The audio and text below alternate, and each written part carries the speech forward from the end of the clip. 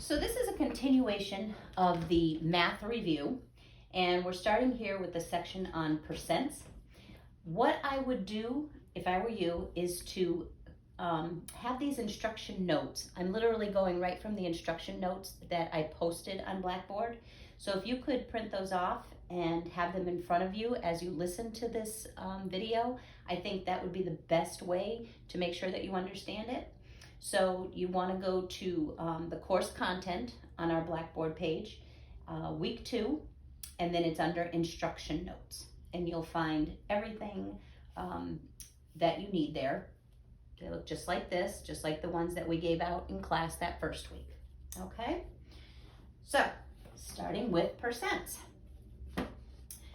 And if you're looking at the instruction notes, you're going to see that the percent is just another way of showing a fractional relationship. And it indicates a value that's equal to a number of hundredths again. So when a percent is written as a fraction, the denominator is always going to be 100. So any number then, say you took the number 60, okay, and it said 60%. The denominator is always going to be over 100. You simply take the top number, or the number that's there, put it over 100, and now you have a fraction, okay? So always a 100 on the bottom. All right. I have a small board here, so bear with me. All right, so the first section talks about changing a fraction to a percent. And it's very simple. There's only 2 steps to it. You're simply going to multiply the given number by 100 and add your percent sign. So the first example they give you, and again, you're going to find this right on your handout here. I'm going to look at the example 1, says 2/5.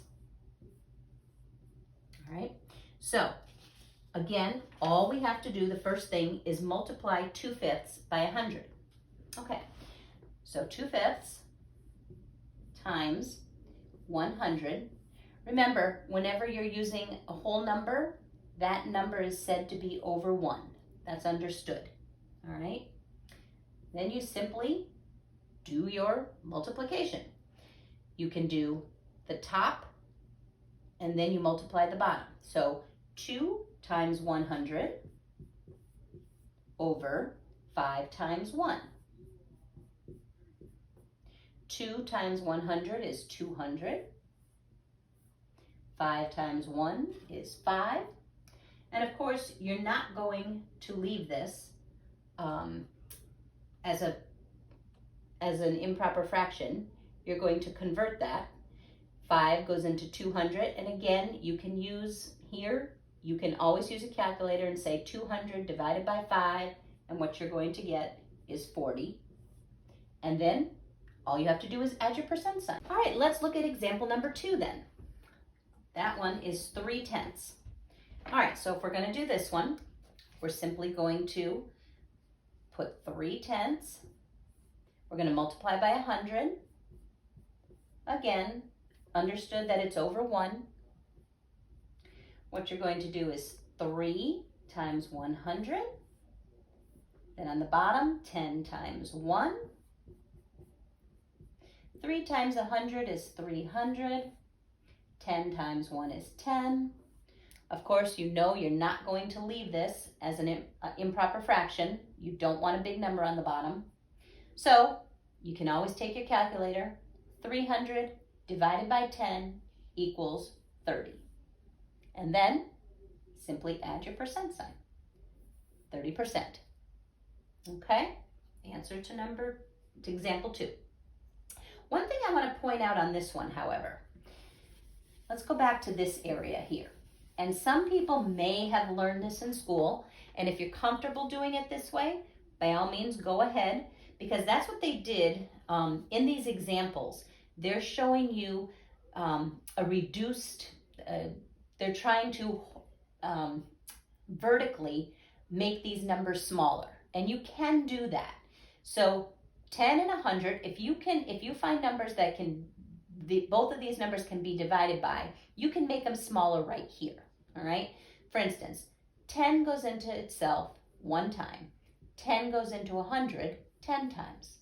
This is the way they're doing it on these sheets that you're looking at in front of you. That's why the way they had it, the 100 was crossed out and a 10 was put there. Either way works. So you say now 3 times 10 is on the top, over 1 times 1 on the bottom. It just makes easier, smaller numbers to work with. 3 times 10 is 30. 1 times 1 is 1. 1 goes into 30 30 times. Add your percent. Same exact answer. Whichever you are more comfortable with. Okay? If you're using a calculator, then it doesn't matter that the numbers were bigger. 300 divided by 10 versus 30 divided by 1. Okay? Whichever you feel more comfortable with. Okay, let's look at the third example. 1 1/4. So you're looking at that saying 1 1/4. I'm not even sure how to put that into percent. Okay, first of all, you cannot leave it as a mixed number. You need to have just some type of a fraction. In this case, it's going to be an improper fraction, but so be it. Remember how to get an improper fraction? We did it the last time, way back on March 11th. We said you multiply 4 times 1, which is 4, and then you add your denominator. So 4 times 1 is 4, plus 1 is 5. You leave that denominator the same, and 5/4 is the same as saying 1 1/4. All right? So take your 5/4, because now you have a fraction, multiply it by 100 over 1. Again, if you want to leave your larger numbers, you're going to have 5 times 100 on the top, 4 times 1 on the bottom. You're going to come out with 5 times 100 is 500. 4 times 1 is 4. When you divide 500 divided by 4, even if you use a calculator, you are going to get 125, and then you're going to add your percent sign. Okay? If you choose to use the instruction sheet, what they did right away was they went horizontal, can never remember this name. They went across and they made these numbers smaller. So right away, the person who did this knew that 4 went into itself 1 time and 4 went into 125 times, and therefore the rest of the equation, if you're looking on your papers, would show 5 times 25 over 1 times 1. And again, you're going to get the same thing. You're going to get 125 over 1, which is still 125%. Whichever way you choose to do it, just stick with one way. That way you won't get messed up.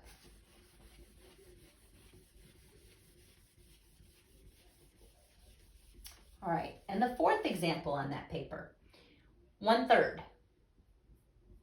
Okay, so first thing we do, 1/3 times 100 over 1.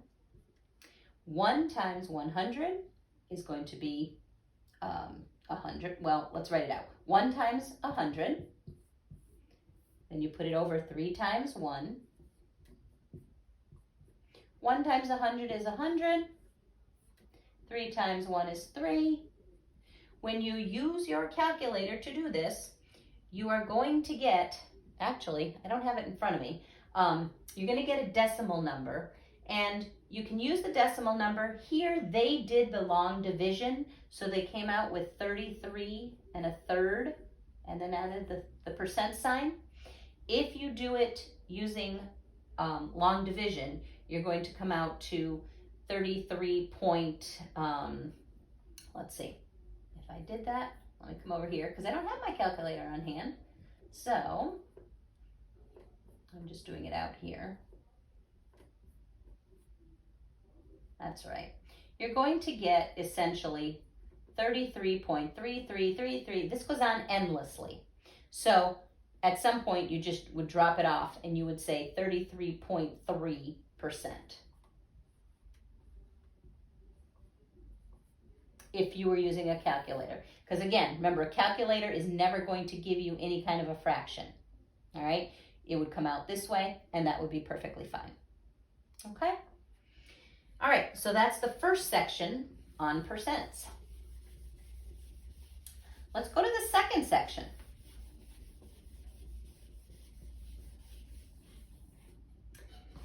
All right, changing a decimal to a percent. Two ways you can do this. One is very simple. You can use a calculator. Number two is still very simple because you learned this concept on the decimal sections that we did on March 11th. And when you have a decimal, so let's look at the first example. I'm still looking at my handout, 0.421, okay? It says the first step is to multiply by 100 by simply moving the decimal point 2 places to the right. So we learned that back in the decimal section. You take your decimal, go 2 places to the right. It's going to end up right here. And now this number becomes 42.1. There we go. And second thing, add your percent sign. That's it. All right. We don't need this 0 over here because you never need a 0 to the left of your decimal point unless it's the very first one because something is less than 1. As soon as you hit a number that is greater than 1, you never need your 0 at the beginning. All right, so that's your answer. If you used a calculator and put in 0.421 times 100, you're going to get 42.1. And then you just have to remember to add your percent sign. Okay. The second example, let's look at that one. The second example shows 0.98. Again, you can use your calculator. However, it's so much easier to just know that you move your decimal to the right 2 spots. 1, 2. So right here it's going to go. And now you have 98, and then you simply add your percent sign. Very, very easy. So in the time it takes you to key this into the calculator, you can actually come up with it if you just move the decimal 2 to the right. All right, let's look at the third example. Third example is 0.2. Okay? The only part that's difficult about this, and not even difficult, is you just have to remember. You're going to go 1, and then you're saying, well, I don't have any more numbers. Just go another spot, put your decimal here, and in this little area here, you need to insert a 0.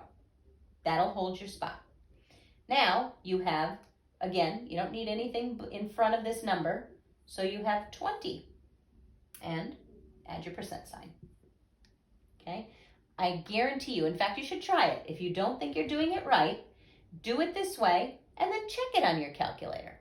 And then you'll figure out that you are doing it right. Or if you're not, you'll figure out what you're doing wrong.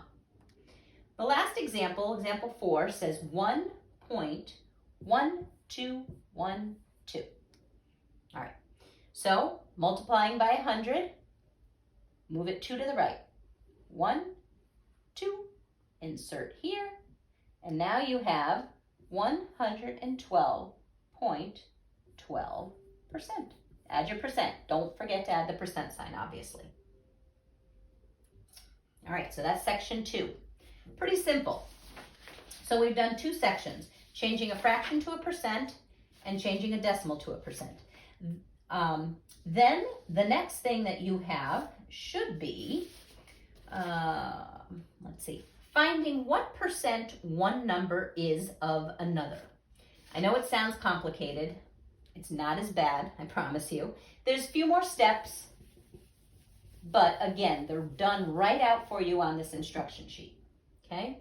So finding what percent one number is of another.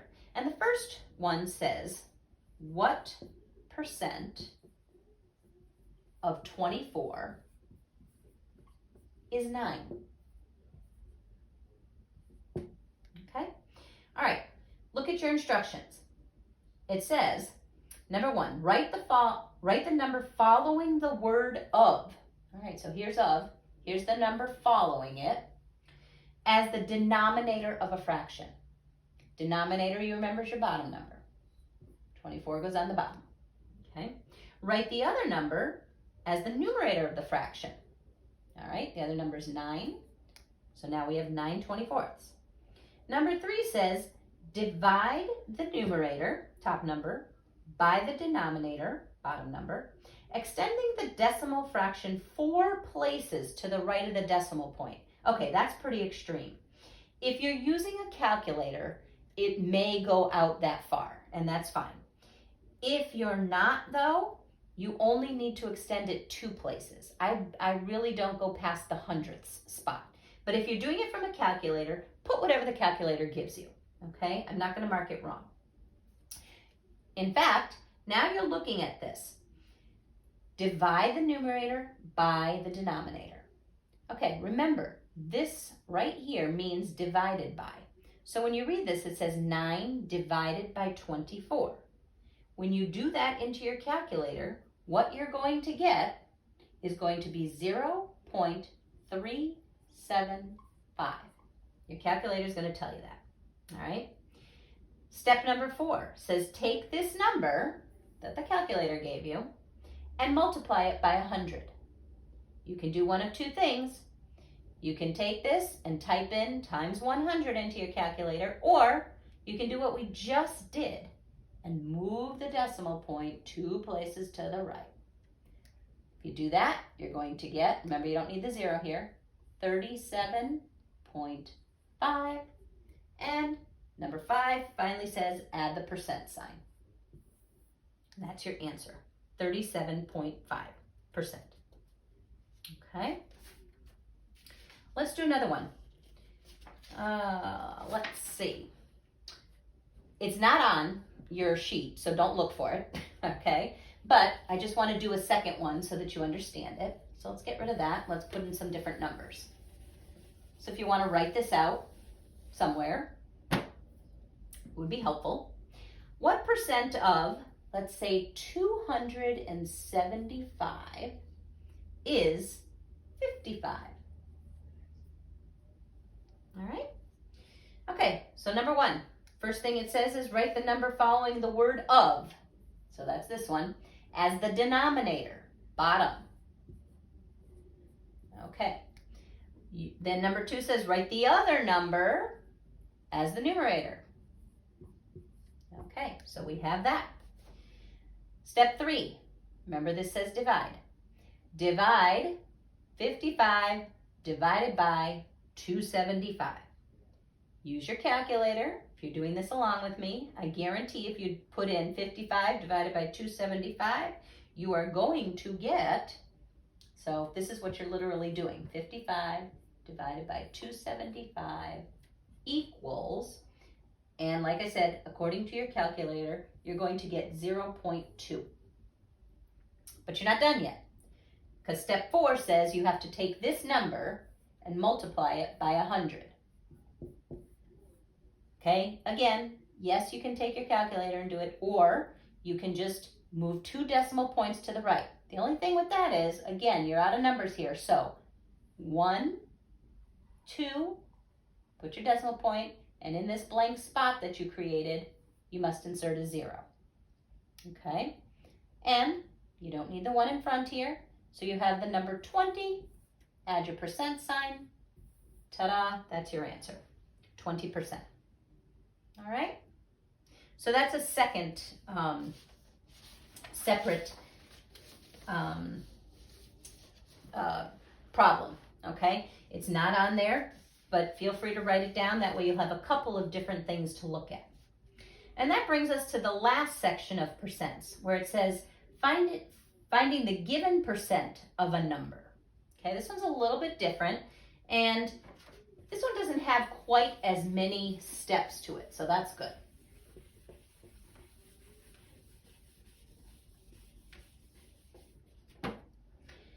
Okay, there's only 2 steps. So if you're looking on your instructions sheet, it says, number 1, write the percent as a decimal number, and then number 2, multiply by the other number. And the first problem they give you is what is 40% of 180.